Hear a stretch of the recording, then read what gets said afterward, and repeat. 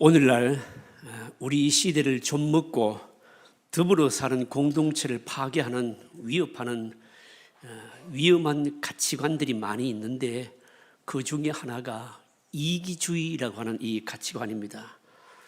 이기주의는 실상은 자기도 모르는 가운데 계속해서 퍼져나가고요, 또 속고 있는 가치관 중에 하나입니다.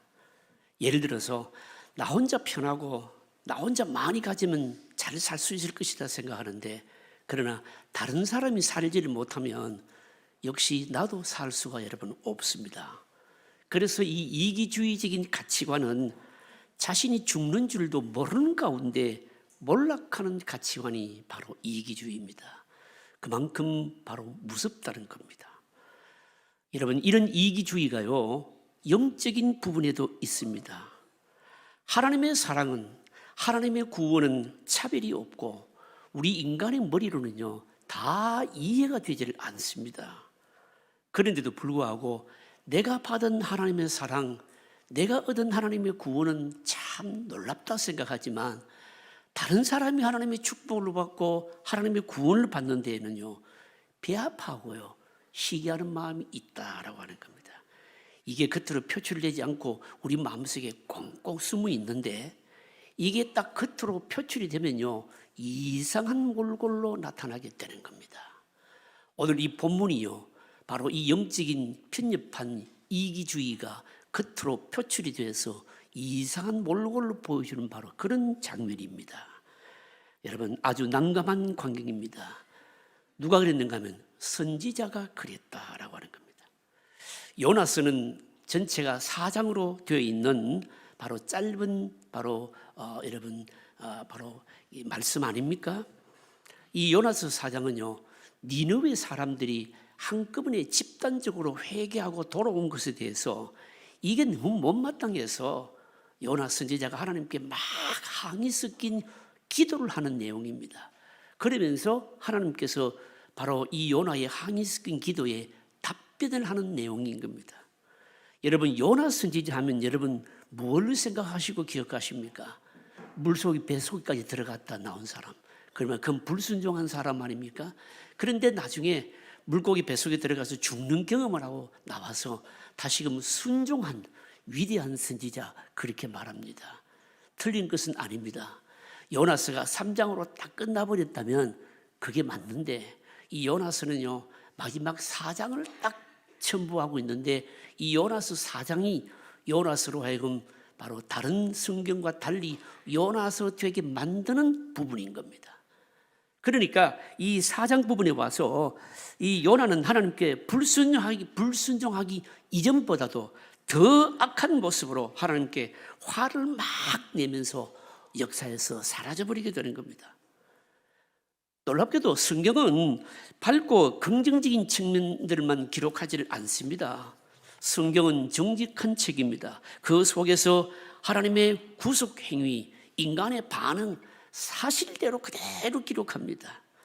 설령 그 사람이 하나님의 종이라 할지라도, 위대하게 사용되었던 사람이라 할지라도 그들의 실패와 허물을 감추거나 옹호하지를 않습니다. 그래서 이 요나서 4장은요 너무나도 엄청나서 사실 우리가 입을 다물 수 없는 부분이 이 요나서 4장입니다. 하나님의 놀라우신 사랑, 그럼에도 불구하고 인간은요 편벽되이 아주 편협한 생각을 가지고 있는 모습을 오늘 우리 가운데 그대로 나타내 보여주시는 장면입니다. 하나님의 엄청난 사랑에 다시금 감격하는 은혜가 저와 여러분들에게 있으시기를 바랍니다. 오늘 먼저 첫 번째로 생각할 것은 편협한 이기주의입니다. 니느웨 성의 회개에 대해서 요나의 반응이 나옵니다. 1절에 보시면 이렇게 말씀합니다. 요나가 매우 싫어하고 성내며, 이렇게 말합니다. 히브리어 본문을 제가 그대로 직역을 하면 이렇습니다. 그것이 요나를 악하게 하고 더욱 악하게 하여서 그것을 심히 분노하였다. 그게 뭐냐라고 하는 겁니다. 그게 뭔가 하면 니느웨 성 사람들이요 한꺼번에 회개하고 돌아온 겁니다. 여러분, 우리가 이미 알고 있지 않습니까? 이 니느웨 성 사람들의 회개는요 보통 회개가 아닙니다. 요나가 물고기 뱃속에 들어갔다가 거의 죽었다가 살아나왔죠. 이게 표적이 되어서 이렇게 죽었다가 살아나온 사람이 전하는 이 말씀을 어떻게 거역하겠느냐?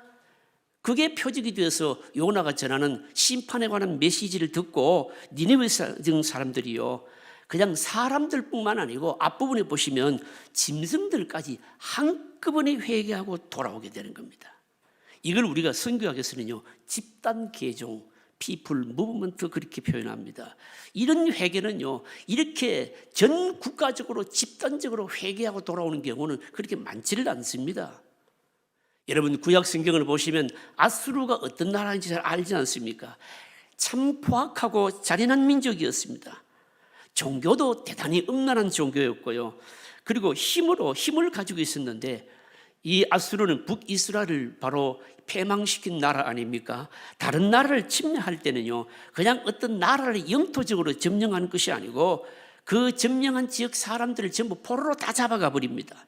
그리고 남아있는 자들도요, 혼혈을 시키고 자기 종교로 개종을 시켜버리는 이 아수르라와 나라는 굉장히 악독한 나라입니다. 그래서 어떤 나라가 아수르에 의해서 침공을 받았다 그러면 그 나라의 민족의 정체성 자체가 말살되어 버리는 바로 이런 포악한 나라가 바로 아수르였습니다. 니느웨는요, 이런 악한 아수르 나라의 수도였습니다.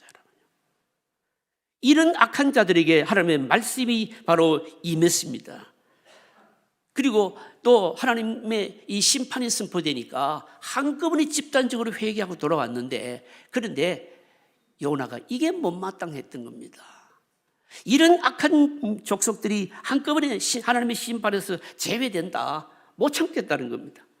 멸망을 받아도 시원찮을 민족이 하나님의 구원을 받는 것은요, 수많은 표적과 수많은 선지자들의 증거에도 불구하고 회개하지 않는 이스라엘 백성들하고 비교하게 되면 이게 너무 배 아픈 겁니다. 요나 선지자가 바로 용납할 수 없었던 것이 뭘까요? 니느웨에서는 이렇게 쉽게 회개하면 안 된다는 겁니다. 적어도 이스라엘 사람들보다는 더 어렵게 회개를 하든지 아니면 끝까지 회개를 하지 않고 아예 망하든지 둘 중에 하나 해야 된다는 겁니다. 그런데 이들이요, 요나의 표적과 말씀을 듣고 하나님을 믿었습니다. 집단 회개를 했습니다. 자신들의 삶과 행위를 다 바꿔버리기입니다. 마음이 일순간에 모두가 가난하게 된 겁니다.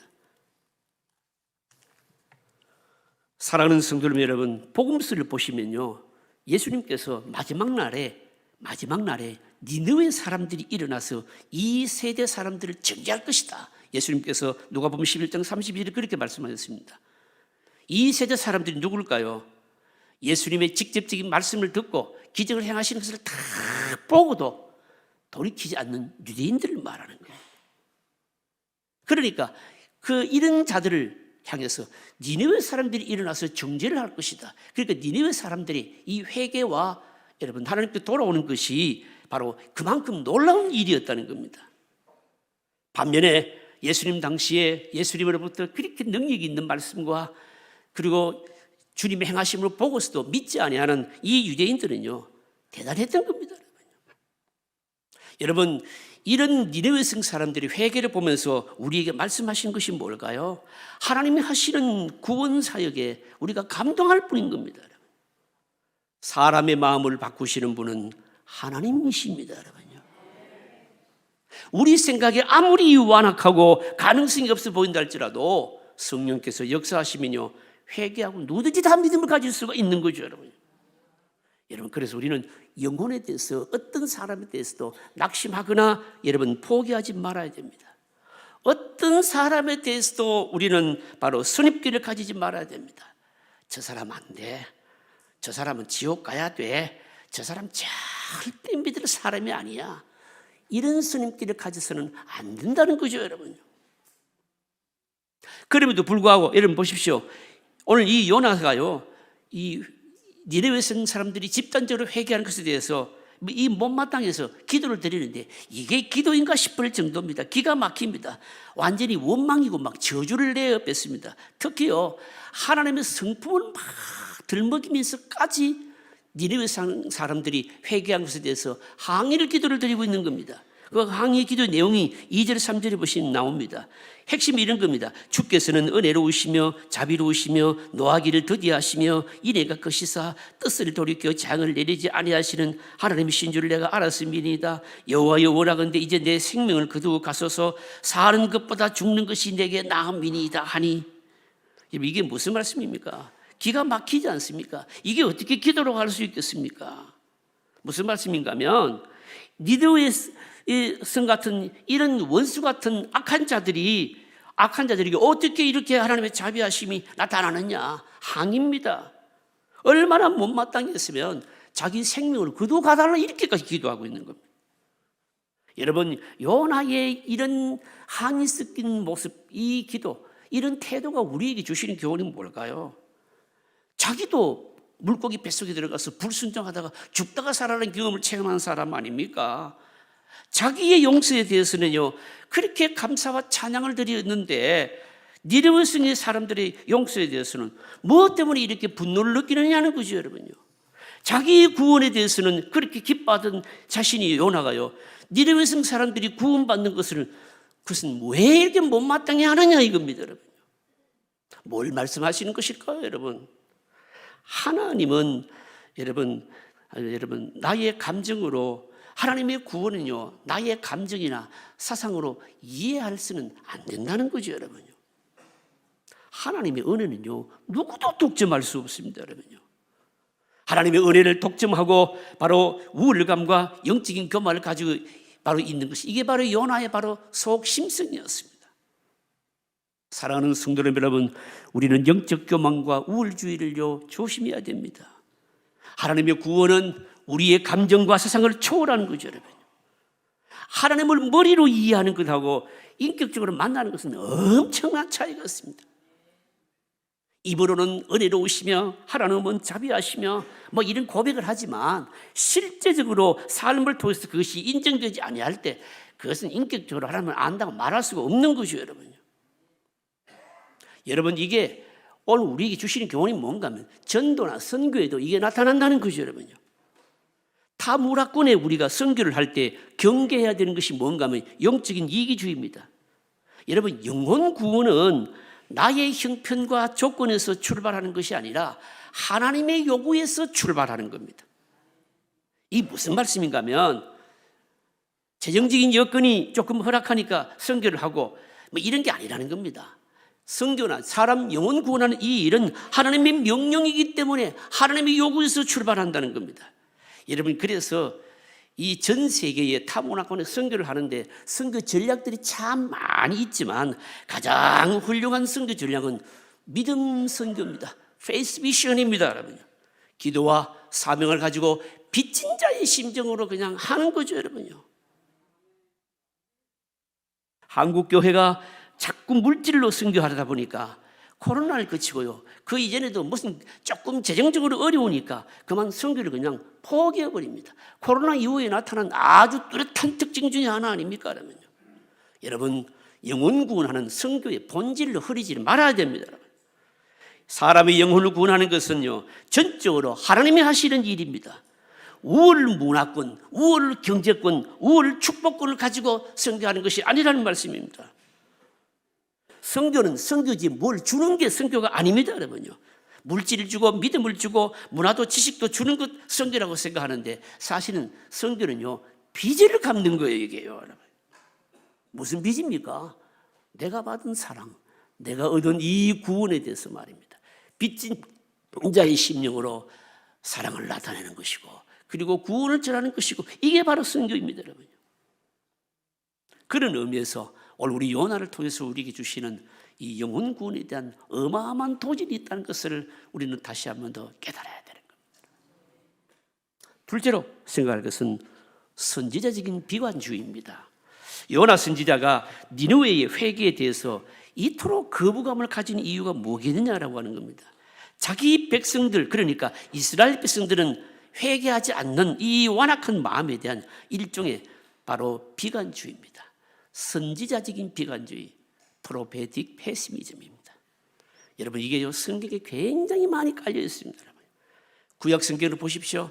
하나님께서 선지자를 끝없이 보내주셨습니다. 그렇게 보내주셨음에도 불구하고 이 이스라엘 백성들이 그 말씀을 듣고 좀처럼 돌이키질 않았습니다. 돌이키지 않았을 때 선지자들은요, 낙심 침체에 빠지고 내가 이렇게 복음을 전해서 하나님의 여호와의 말씀을 전해서 뭐하나, 이런 바로 낙심에 빠지는 거죠, 여러분요. 목사가 열심히 사역하고 말씀을 외쳤는데 성도들의 반응이 전혀 없을 때 여러분 그 성도들을 보면서 굉장히 실망하지 않겠습니까? 사역자들이요, 교회에서 헌신하는 헌신자들이 열심히 희생하고 봉사했는데 열매가 전혀 없을 때 엄청나게 여러분 낙심하지 않겠습니까, 여러분요? 구약시대의 대표적인 인물을 들라면 엘리야입니다. 엘리야는요, 이스라엘이 이 이세벨에 의해서 바알의 종교로 완전히 오염되어 버렸을 때에 바알의 종교와 싸웠던 선지자 아닙니까, 여러분? 엘리야는 갈멜산 꼭대기에서 바알의 제사장 450명과 대결하여서 어마어마한 승리를 거둔 사람입니다. 불로 응답하는 신이 참신이라는 것을 선포하고 바로 하늘에서 불을 내리게 했습니다. 기도로 3년 반 동안 오지 않던 비를 내리게 한 능력의 선지자였습니다. 이 정도의 능력이 나타났으면 좀 이스라엘 백성들이요, 여호와의 종교를 회개하고 돌아와야 되는데 전혀 그렇지를 못했습니다, 여러분요. 오히려 어떻게 했습니까? 이세벨은요, 더 기세등등해서 엘리야를 잡으라고 포고령을 내리고요. 그러니까 바로 엘리야가 여러분 어떻게 했습니까? 엘리야는 그만 나중에 로뎀나무 아래 가서 여호와 하나님께 나 죽여달라, 그렇게 하지 않습니까, 여러분? 이게 뭘까요? 선지자적인 비관주의입니다. 여러분 사도 바울도 이런 바로 비관주의에 빠진 적이 있지 않습니까? 자기 동족 이스라엘의 불순종에 대해서 엄청난 고통이 있다, 전혀 숨기질 않았습니다. 로마서 9장 1절로 3절에 보시면 그렇게 말씀합니다. 내가 그리스도 안에서 참말을 하고 거짓말을 아니하노라. 나에게 큰 근심이 있는 것과 마음에 그치지 않는 바로 고통이 있는 것을 내 양심이 성령 안에서 나와 더불어 증언하노니, 그 내용이 뭔가 하면요, 나의 형제 곧 골육의 친척을 위하여 내 자신이 저주를 받아서 그리스도에게서 끊어질지라도 원하는 바로라. 여러분 바울 서신에 이렇게 강한 표현을 쓰고 있는 데가 잘 없습니다. 바울은요, 이방인을 전도하기 위한 사도로 부름을 받아서 수많은 이방인들을 그리스도께 돌아오는 일에 사역을 감당한 사람입니다. 그런데 정작 문제가 뭔가 하면 자기 동족 유대인들은요, 예수님을 구원주로 메시아로 안 받아들였습니다. 이게 얼마나 가슴 아픈 일이었든지 자기가 구원받지 못하는 일이 있다 할지라도 자기 동족들이, 유대인들이 좀 믿었으면, 구원받았으면 좋겠다, 얼마나 마음이 아팠겠습니까, 여러분? 전도를 열심히 하는 어떤 부인 집사님이요, 저에게 와서 이런 고백을 들어놓았습니다. 열심히 전도하고 전도상도 받고 그랬는데, 근데 목사님, 근데 아무리 전도해도 남편이 말을 잘 듣지 않습니다. 좀 교회 나가자고 하면 늘 하는 말이, 나는 당신 치마짝 붙자리 붙잡고 내가 천국 가겠다, 늘 그렇게만 얘기한다는 거예요. 얼마나 답답하겠습니까? 여러분 이런 분에게 어떤 기도가 나올까요? 항의의 기도 나오지 않겠습니까? 하나님, 어떻게 저 남편은 이렇게 복음을 받아주지 않습니까? 어떻게 전도하면 좋겠습니까? 이런 여러분 항의적인 기도가 나오지 않겠습니까, 여러분요? 여러분 이것은요, 이런 것은 선교에도 여러분 그대로 여러분 적용이 됩니다, 여러분요. 많은 선교비를 들여서 오랜 시간 동안 사역을 했지만 사역의 열매가 거의 없을 때, 여러분 그런 문화권이 있지 않습니까? 특히 이슬람 문화권은 여러분 그렇습니다. 오랫동안 사역했지만 열매가 그렇게 쉽게 일어나질 않습니다, 여러분요. 그런데 이런 것을 보면서 어떤 사람들이 얘기하지 않습니까? 열매도 없는데 계속 선교비를 뿌려서 선교를 해야 됩니까? 이건 낭비 아닙니까? 여러분 어떻게 생각하십니까? 제가 수년 전에 이 요르단에서 만난 어떤 선교사님을 기억합니다. 이 선교사님은 사실은 중동에 선교하러 온 지가 벌써 20년이 넘었습니다. 본인이 하는 얘기가 이런 얘기였습니다. 선교 열매 거의 없대요. 그런데도 불구하고 자기는 자기 뼈를 그곳에 묻을 생각을 하고 끝까지 선교를 하는데, 놀라운 선교 전략이 뭔가 하면요, 자기 아들이라 그랬습니다. 그러면서 하는 얘기가, 이 이슬람 문화권에 자기가 일생을 여기 사는 것 자체가 선교라고 했습니다. 20년이 넘었는데도 이슬람 언어로 설교가 자유롭지를 못하대요. 그런데 그때 당시에 자기 아들은요, 초등학교 다니는데 이슬람이 언어가 유창하다는 겁니다. 그러니까 자기는 일평생 거기 살고 자기 아들이 자기의 이 선교를 사역을 이어만 받아도 자기는 선교의 대성공이라는 겁니다. 여러분, 그런 선교사를요 끊임없이 계속해서 지원하고 후원하는 여러분 그 교회가 여러분 선교 전략이 여러분 대단하지 않습니까, 여러분요? 오늘 여러분들 나가실 때 선교 소식지를 아마 받게 될 겁니다. 선교 소식지에 보시면 우리 교회가 파송한 선교사님들, 후원하는 선교사님들, 선교위원회 소속은 아닌데 전도위원회 소속 이 노정교회를 지원하는 목록들도 일부러 일목요연하게 다시 정리를 해드렸습니다. 왜 그랬는가 하면 어떤 분이 그래요. 목사님, 그 해외 선교만 하고 우리나라에 노정교회 어려운 교회들도 많은데 꼭 그 해외 선교까지 해야 됩니까? 그렇게 하는 분들이 있어요, 여러분요. 해외 선교도 해야 되고 노정 선교도 여러분 해야 되는 겁니다. 여러분, 왜 그럴까요? 사실 선교 우리가 생각하게 되면 일본 같은 나라는요, 여러분 어떻습니까? 사실은 우리의 감정이 별로 동의가 잘 안 돼요.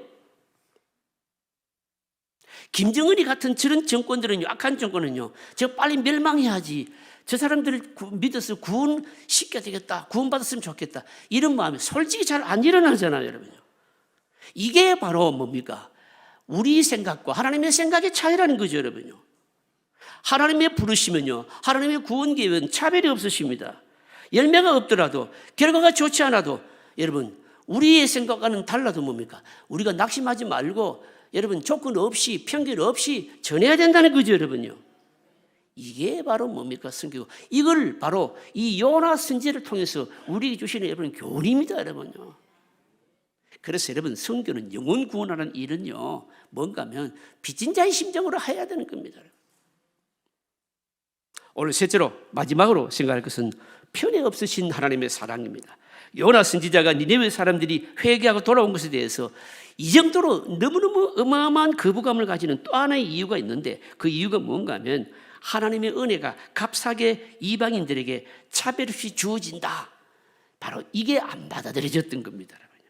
하나님의 구속, 구원은요, 이스라엘 백성들, 선민들에게 국한된 은혜다, 이런 편견을 가지고 있었다는 거 아닙니까, 여러분요?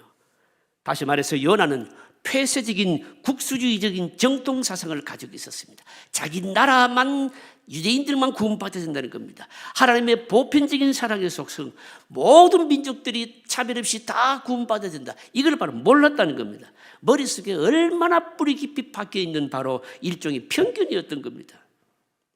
여러분, 하나님의 구원은요, 그 어느 누구에도 여러분 국한되지 않습니다. 하나님은 누구든지 복음을 듣고 회개하고 구원에 이르기를 기뻐하시는 분 아니십니까, 여러분요? 하나님의 구원 계획은 너무나 여러분 바로 위대해서 우리의 머리로, 감정으로, 세상으로 이해할 사항이 아닌 겁니다, 여러분. 여러분, 장로교 신학 한번 보십시오. 우리가 지금 장로교 교인들인데 사실은 여러분 장로교 신학이요, 얼마나 신학이 깊이 있는지를 모릅니다, 여러분요. 저는 예전에 말입니다, 우리 장로교에만 구원인 줄 알았습니다. 장로교인들만 천국 가는 줄 알았습니다. 장로교 신학이 그렇게 깊지만 여러분 장로교에만 구원이 있는 것이 아니라 오히려 여러분 장로교의 폐단이 여러분 얼마나 많은지 모릅니다. 우리 교회만, 우리 민족만, 나에게만, 여러분 이거야말로 편견, 바로 아주 편협된 편견된 사상이라는 겁니다. 여러분. 하나님은 이스라엘에만 계시는 분이 아니죠, 여러분요. 하나님께는 이스라엘이 미워하시는 뭡니까? 니느웨에도 계시는 겁니다. 오히려 하나님의 은혜와 빚을 독점했다고 떠들어대는 이스라엘이 아닌 니느웨에서 하나님은 참된 회개와 부흥의 역사를 일으켜 주셨던 겁니다. 하나님은 인류 전체를 거느리시는 분이십니다. 나만 사랑하거나 내 교회, 내 민족만 유독 사랑한다, 정말로 여러분 그야말로 여러분 완전히 여러분 편협한 이기주의인 겁니다. 경제적으로 여러분 낙후한 아시아, 아프리카에도 복음을 전해야 되고요, 잘 사는 여러분 일본이나 유럽에도 복음을 전해야 됩니다. 어쩌면 잘 사는 유럽이나 일본은요, 경제적으로 부하고 풍부한 역사와 문화를 가지고 있겠지만 영적으로 보게 되면요, 더 피폐함 가운데 있습니다. 여러분요. 그들은요, 마음이 가난하지 않습니다. 그래서 여러분, 복음은 가진 자, 못 가진 자, 배운 자, 무식한 자, 뭐 이런 거 차별이 없는 겁니다, 여러분요. 우리와 감정이 좋지 못한 나라도, 돈 많은 나라, 뭐 관계없이 우리는 바로 복음을 전해야 된다는 거죠, 여러분요. 요나 선지자는요, 자기가 하나님의 용서를 받은 것은 당연하게 생각하면서도 이방인들도 동일한 용서의 대상이 된다. 이게 너무 배 아팠던 겁니다, 여러분. 그래서 그는 니느웨를 살려줄 바에는 차라리 내 생명을 끊어달라. 여러분 보십시오. 이 편견이요, 얼마나 무서운지. 자기 목숨 끊어달라 하잖아요, 여러분요. 이게 뭔가 하면 덜 깨어진 소명자의 모습인 겁니다. 물고기 뱃속에 들어가서 한번 죽다가 일어나서 불순종해서 순종으로 돌아왔는데도 불구하고 아직 덜 깨어졌다는 겁니다, 여러분. 하나님의 은혜를 모르는 극단주의자입니다, 여러분. 여러분, 우리가 신앙생활에 이거 참 조심해야 됩니다, 여러분. 성교가 아니더라도 우리의 신앙생활에도 그대로 여러분 적용해야 됩니다, 여러분. 여러분, 뭘 의미하는 것일까요, 여러분요? 여러분, 영적인 각성 없이 응급주춤한 자리에서 생명력 없는 기계적인 습관에 따른 여러분 소명의 자리.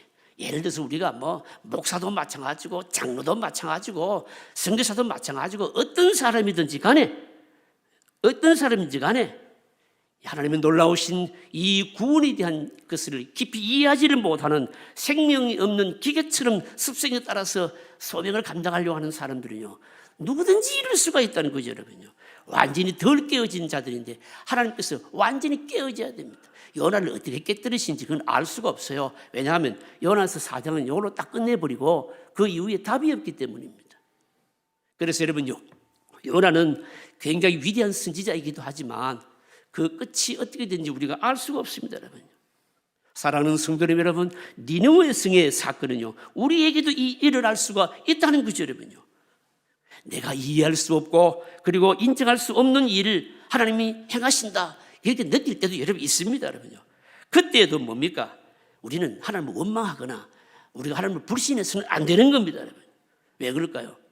우리가 모르는 하나님의 구원 계획이 너무 크다는 겁니다. 하나님의 사랑은 뭡니까? 우리의 감정을 초월한 보편적이라는 거죠, 여러분요. 여러분, 그래서 하나님의 행사가 때로 우리의 좁은 감정과 이해를 넘어선다 할지라도 항상 구원의 은혜에 비추어서 판단되어야 되는 겁니다. 사랑하는 성도 여러분, 편에 없으신 사랑을요, 온전히 깨닫게 될 때 헌신도, 충성도, 전도도, 선교도 순수하게 할 수가 있는 겁니다. 영혼을 구원하고 사람을 살리는 일에는요, 편견이 없어야 됩니다. 우리가 하나님을 섬기고 하나님께 봉사하고 하나님께 영광 돌리는 이런 일에는요, 여러분 편견, 내가 없어야 되는 거죠, 여러분요. 하나님은 여러분 악하다고 밀어내고 선하다고 받아들이시는 분이 아닙니다.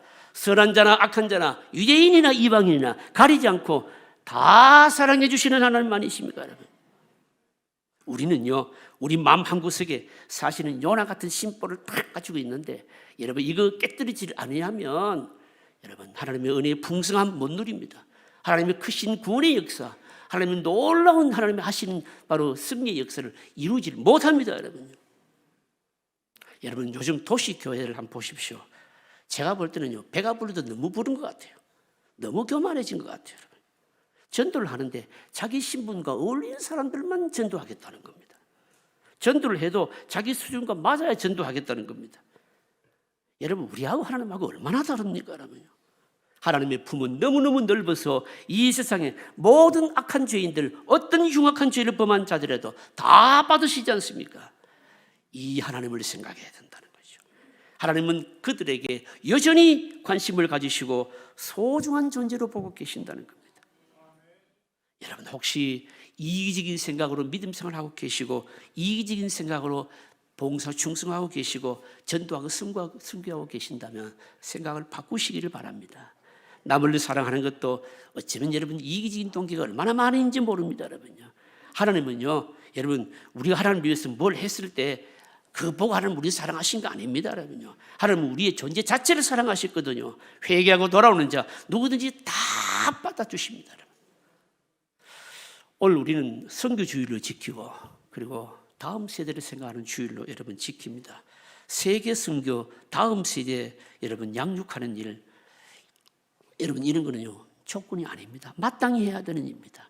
하나님의 용서를 체험한 자라면, 교회가 한다면 존재하는 이유 자체가 이걸 위해서 존재한다는 겁니다.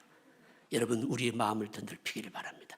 내가 받은 사랑을 다시 한번 더 확인하시기를 바랍니다. 내가 받은 용서가 얼마나 큰 것인지 생각하고 빚진 자의 심정으로 다시금 여러분 영혼들을 사랑하는 마음이 저와 여러분들 안에 다시금 풍성하게 일어날 수 있기를 주의 이름으로 축복합니다. 통성으로 기도하겠습니다. 오늘 주신 말씀을 생각하면서 기도하십시다. 우리는 너무 이기적인 생각으로 우리가 믿음 생활할 때도 많고 영혼 구원이나 그리고 또 하나님의 구원 계획에 대해서 또 나의 욕심으로 달려들 때도 얼마나 많이 있는지 모릅니다. 하나님 순수한 마음으로 하나님의 마음을 내가 받은 용서, 내가 받은 이 사랑을 되돌려 빛을 갚는 심정으로 구원에 동참하는 믿음을 갖기를 원합니다. 통성으로 기도하겠습니다.